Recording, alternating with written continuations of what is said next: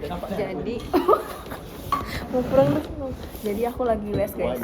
Nah, kita dengerin dulu udah ngajarin ada dia bisa dikis. Coba Prof gimana Prof? Tolong jelaskan.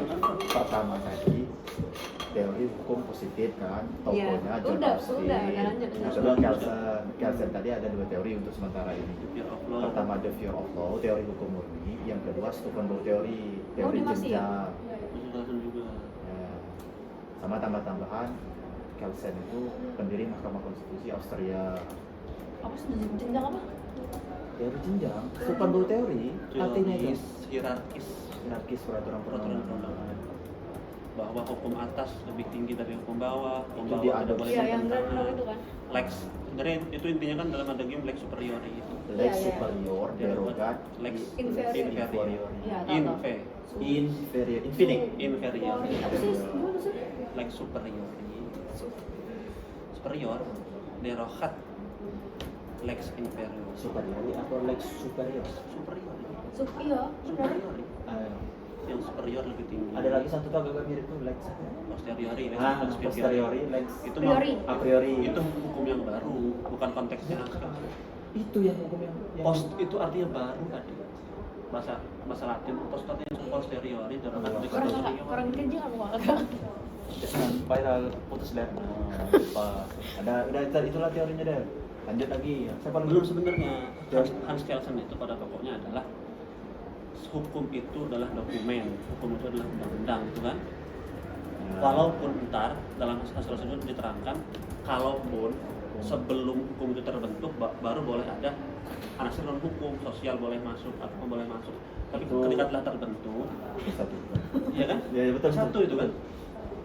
Sederhananya apa Sampai terbentuk. sebelum dia dipositifkan Sederhananya. disusun dalam bentuk dokumen itu banyak anasir-anasir yang melatar belakanginya. Betul. Tapi setelah Tapi jadi kalau udah bentuk jadi dokumen, kalau udah jadi dokumen maka tidak boleh lagi mempertimbangkan anasir lain non hukum. nah, Walaupun seumpama hukum itu tidak adil, hukum itu tidak sesuai dengan agama, tetap itu hukum dan berlaku dan adil. Contohnya ini, kita lagi buat peraturan daerah dalam bentuk rancangan undang-undang. Anjay, langsung deh nyentuh. Nah, boleh di situ kita mau mengeluarkan pendapat berdasarkan perspektif sosial, budaya dan lain Menurut saya sebagainya. Tapi kalau sudah jadi peraturan daerah, Semua orang harus menaati. semua orang harus mentaati.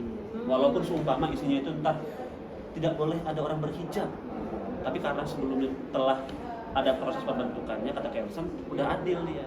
Kayak gitu. Kelsen, ingat Kelsen ya. Tapi pendapat Kelsen aja. Kelsen ini jangan terjemah. Ada pendapat lain lagi entah. Habis itu H.L. Ahar tokohnya setelah Kelsen saya ingat H.L. Ahar. HLA Hobbes, Lyon, Elon, lupa lah tuh. H.L. Ahar. Lupanya Hobbes. L itu Lon nggak salah. Lupa H.L. Ahar pokoknya. Har itu ini ya, yang Hati. bukan, Kasih. bukan apa yang itu, yang primer sekunder tuh, Iya itu hat. recognition apa? Bukan, dia secondary law, primary law. Nah, secondary law primer itu har kan? Itu hat. Nah, teorinya tuh ada namanya itu mas. Ada namanya. Pokoknya punya Teori teorinya hard itu itu primary law, secondary law. Itu konsepnya. Teori hard. Apa itu? Aku nih kayak tahu deh ini. Tapi Namanya itu lupa keren gitu itu, loh. nah teori apa gitu namanya? Teori hukum halal. Sekarang kita baca kembali. So Siapa tahu pas juga. Iya, teori hukum hard itu ini. di sini juga. banyak kok masuk-masuk teori-teori kok. Indonesia apa teori? Ada apa mas? Nih aku nyari kayak gini. Apa mas? Yang dari kamu sendiri itu udah ada belum? Cuma nggak terlalu- The concept of law. Hard nama katanya the concept of law. Konsep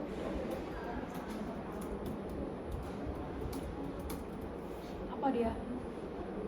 Isinya bahwa hukum itu terdiri dari dua hal, primary law, secondary law. Primary law itu adalah hukum yang berlaku, hukum yang sifatnya imperatif. Imperatif itu artinya memaksa, mengatur. Iya. Itu berarti Memaksa dan mengatur. memaksa dan mengatur. Nah kalau secondary law itu dibagi tiga sama dia. Pertama hukum law of change kalau nggak salah. Hukum sebagai hukum pembentukan. Jadi ada aturan sekunder yang mana isinya itu Apa tadi? Apa bahasanya? the concept of law. The concept of law. Jadi dibaginya dua, ada norma primer, ada norma sekunder. Norma primer itu berisi yang pokok, hak dan kewajiban. Hukum imperatif lah yang Imperatifnya kan. Tapi norma hukum sekunder itu Bagi bagaimana? Bagi tiga. pembentukan, pengawasan, apa ya? Primer. Nah kan law of change, law of adjudication atau gitu apa ya? Lupa. Pembentukan itu termasuk mengubah hukum kan? Mengubah hukum, ya. Law of change itu kan pembentukan, penegakannya sama nggak ada pengubahannya. Pengawasan itu masuk hampir mirip sama ini. secondary law. Itu nggak ada beda. Intinya kayak gitu dan pengertiannya insya Allah nggak masuk itu. Kamu tahu kok. Konsep Kamu apa? nggak tahu kok. Nah, rule of adjudication, rule of Recognition. change, rule of recognition, Rule of of adjudication, Kadang-kadang rules sebenarnya mas. of change, Pengertiannya rule mas. of recognition. Ngerti lah dia. Ngerti enggak. Ngerti. Aku juga lupa lagi. Change itu artinya kan perubahan. Adjudikasi kan artinya hukum yang hukum Karena itu yang menegakkan itu. adjudikasi. Kalau itu pembentukan. Yang satu lagi itu pengakuan. Berarti norma yang mengakui bahwa itu adalah peraturan dan norma yang dapat berubah bahwa itu peraturan dan norma yang dapat sebagai implementasinya menegakkan peraturan yang primer. Jadi itu hukum Gini. yang membantu hukum primer itu sebenarnya. Iya. Kebalik ya, adjudication itu penegakan. Bentar. Yang hukum yang membantu berlaku hukum primer. Apa adjudication tuh penegakan? Yang pengakuan yang mana? Beneran recognition. Oh, bener siapa? Udah. Abis hard apa lagi? Positivisme itu.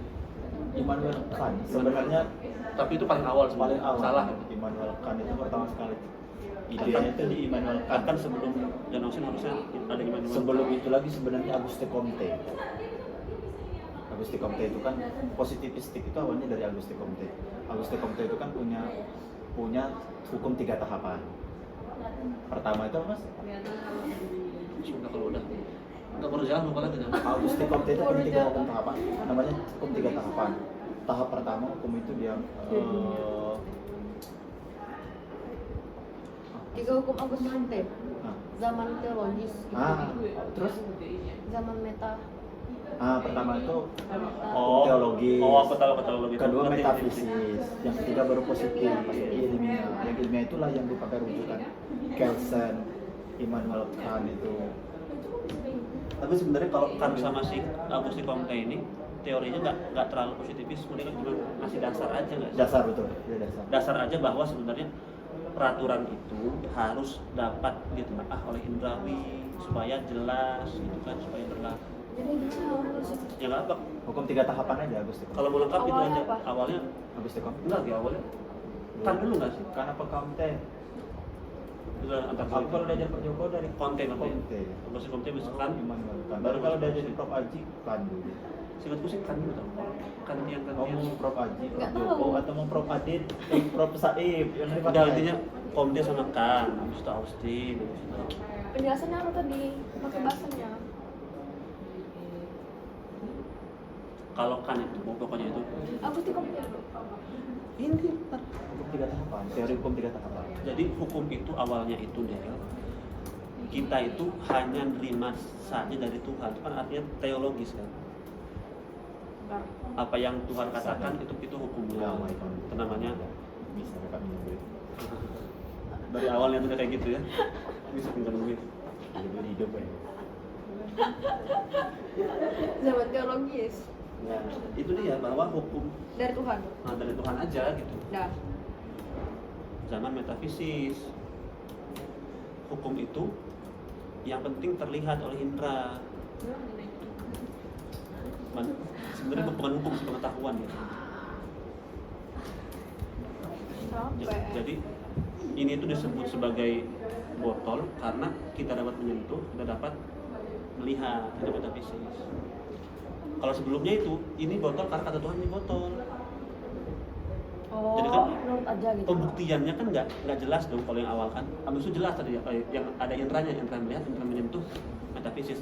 Masuk yang ketiga, positif atau ilmiah. Jadi selain dikatakan botol karena yang kita sentuh, juga karena ini terbentuk dari logam dan lain sebagainya. Ada unsur ilmiahnya gitu. Kita tanya Metafisis itu masih di dalam indra aja. metafisis. Indra aja itu. Setelah itu ilmiah baru ada pembuktian. Contohnya dari mana kita mengatakan dari mana kita mengatakan Dari mana kita mengatakan dalam kulkas itu ada telur? Ya dari membuka dan melihat. nah itu baru metafisis. Belum ya? Belum itu sebenarnya. Atau gini deh, berapa jarak dari sini ke Tembalang gitu kan? Kalau orang yang metafisis ngomong jaraknya itu sekitar 2 jam doang, nggak mungkin 2 jam doang. Tapi kalau orang yang ilmiah ngomong dia 2 jam karena misalkan jaraknya itu 70 kilo. Nah itu gitu. Ada unsur ilmiah. Lewat yang itu Itu aku juga pusing itu. Aku juga bingung intinya terang. positif itu awalnya Dari dari kan atau komte ya. komteri. Baik di komteri kita lebih mudah merupanya. Nah di situ dia mau hukum positif. Si Immanuel Kant. Tidak tahu apa. Tidak tahu apa namanya. Homs. Sampai lagi tuh. Agus de Comte, Immanuel. Tokoh-tokoh positif tadi. Itu tadi yang terkena Austin dan Iya. Masuk kemana lagi ya? Teori Terus kan belum. kan ku tulis Enggak ada lebih. kan ada lebih kannya apa lagunya? Waduh amat. Kan ku sudah pernah bilang Pacarku. anjukkan masa ya. Dan cuma Wih banyak berarti dia. kategori Aku ganti tahu. Cepet Kak Immanuel kan.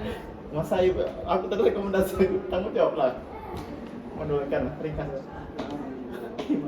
panjang sekali. Ini aja mas. Apa? Cari. Tapi benar itu. Tapi ajarin. Iya mas, cari Intinya Kant tuh juga ngomong dia ini kan sebenarnya mungkin dia yang pertama sih dia tuh ngebantah teorinya Thomas Aquinas yang mengatakan ada Kok termasuk Aquinas? ya, maksudnya kalau kata Rocky Gerung, Immanuel Kant itu menganggap hukum itu harus nyata gitu intinya. bukan nyata maksudnya. Dia nggak boleh konkret. Dia abstrak. Regularity of idea kalau kata Rocky Gerung. Ini udah lama nggak nonton dia. Menurut yang masih hendak bebas manusia yang tidak ada hubungan dengan metafisika iman dan hasil berbeda dengan iya kan jadi kan dia sebenarnya ngebantah hasil dari teori kehendak alam bebas manusia dan hasil dari kehendak bebas. iya dia mengatakan hukum itu adalah hasil produk manusia bukan dari Tuhan jadi ngebantah hukum alam gitu. Gimana? Dia bilang Iya, itu terbaik. itu bisa. Bahwa hukum itu adalah produk manusia kita bahasa bukan dari produk Tuhan. Karena manusia itu nyata, Tuhan itu abstrak.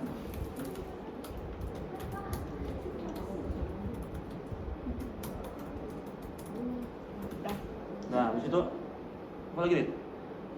Lon Fuller itu masuknya kemana? Masuk ke positivisme apa? Nah, nama-nama ini yang Lon Fuller itu apa? Kayaknya dia itu sama kayak Hart. Fuller itu ya Positivisme itu positif. Lon Fuller itu dia ada membentuk hukum itu ada 8 hal yang harus diperhatikan. Oh itu Fuller ya? Ya, salah satunya hukum itu tidak boleh sering dirubah, hukum itu harus diketahui orang banyak, hukum itu tidak boleh saling bertentangan. Kamu nggak pengen terajar dengan rangkuman kamu? Bukan notismu yang lama kan ada pasti? ada. Iya kan, notismu di Jelek. dulu kan kamu pernah buat yang rapi banget tak foto-foto itu loh pas ujian teori hukum itu lengkap banget sumpah itu. Emang iya? Iya, itu aja Belum cari ya? Hukum cari itu aja. Tapi nggak ngerti, aku udah ajarin. Maksudnya kalau mau ngajarin kita masih nggak mau ngawang, kamu cari deh itunya kamu buka nih. Oh, aku buka sekarang. Kamu buka sekarang kalau mau, nah kita sekalian juga aku mau ini. Tapi itu ada nggak sih soalnya? Kayaknya pas itu tapi udah hilang sih. Apa sih?